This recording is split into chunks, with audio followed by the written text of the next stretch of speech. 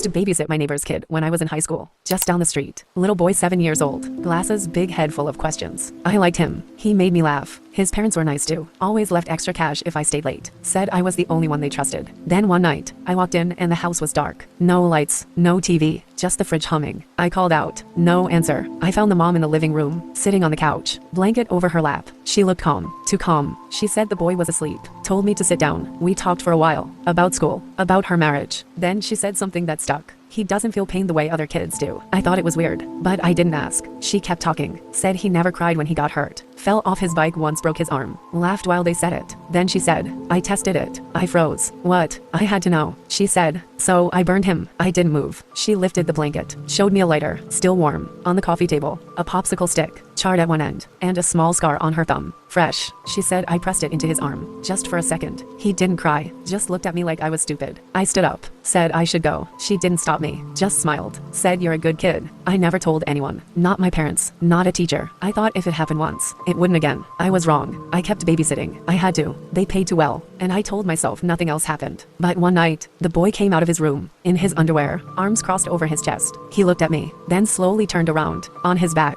a pattern of small round scars, like cigarette burns, but not random. They spelled letters. M-O-M. I left that night, quit the next day. They called, asked why. I said I got a better job. Years passed. I went to college, tried to forget. Then last year, I saw him at a gas station. Grown now, quiet. He recognized me. We talked, not about it, about nothing really. Then he said, she stopped when I spelled her name back. I didn't ask what he meant, but I know, he burned himself, on his chest, with a soldering iron, and spelled her name in scars. He said she cried, called an ambulance, but not for him, for herself. Said she couldn't live with what she'd done. They took her away. He went to his dad, lived. I asked if he was okay. He said I'm not broken. I'm just marked. I used to think silence meant I was weak. Turns out it meant I was the only one who saw it coming.